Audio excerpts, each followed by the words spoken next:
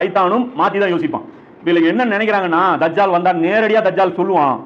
தஜ்ஜால் வந்து இப்படிமா என்னை வணங்குங்கள் அப்படிமா, நாங்க முடியாதுன்றோம். நான் கேட்கிற தாயத்து கட்டுறேன், ஜும்மா தொழுகிறவங்க கூட போக மாட்டான். தஜ்ஜால் பின்னாடி ஒருத்தன் மனுஷ உருவத்தில் ஒருத்தன் வந்து நான் இறைவன் சொன்னா, மனித உருவத்தில் இருக்கிறவன் எவனா முஸ்லீம் ஏற்றுக்குவானா?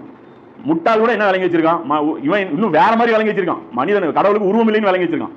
உருவம் இல்ல, அவன் வந்து பூமிக்கு வரமாட்டான். ஏதோ ஒரு சாமியாரை பார்த்து முஸ்லீம் அல்லான்னு நம்புவானா? ஒரு சாமியாரை பார்த்து அவன் என்னதான் மாயமந்திரம் செய்யட்டும் அவுளியான்னு தான் நம்புவான். அவருக்கு ஆற்றல் இருக்குன்னு நம்புவானே தவிர நான் தான் இறைவன் எவனா நம்புவானா? மட்டப்பையன் கூட நம்ப மாட்டான். இவ்வளவு மொக்கையாவா இருக்கும் தஜ்ஜாலுடைய ஃபித்னா. ஒரு சோதனை எதுன்னு பாத்தீங்கன்னா, இந்த முஸ்லீம் சமுதாயத்திற்கு நபி ஸல்லல்லாஹு அலைஹி வஸல்லம் அவர்களுடைய மரணத்திற்கு அப்புறம் மிகப்பெரிய ஒரு சோதனை எதுன்னு பாத்தீங்கன்னா, அலி ரலியல்லாஹு அன்ஹு தான் மிகப்பெரிய ஒரு சோதனை.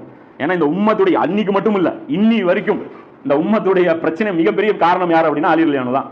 அலி ரலியல்லாஹு அன்ஹு அவர்களை சரியாக நீங்க விளங்கல அப்படின்னா, அவர்கிட்ட நீங்க சரியா பாடம் கத்துக்கல அப்படின்னா நிறைய விஷயங்கள் உங்களுக்கு கத்துக்க முடியாமலே போயிடும். இன்னும் சொல்ல போனா குர்ஆனுடைய கல்விக்காக நபி ஸல்லல்லாஹு அலைஹி வஸல்லம் அவர்கள் அவருக்கு வந்து ரெக்கமெண்ட் பண்றாங்க, இவர் உங்களுக்கு குர்ஆனை கத்து கொடுப்பார், விளங்க வைப்பாருன்ட்டு. அப்ப அவருடைய அந்த செயல்பாடுகளை நம்ம சரியா புரிஞ்சுக்காதனால தான் இன்னைக்கு என்ன இருக்கும் ஷியா சுன்னி பிரச்சனை.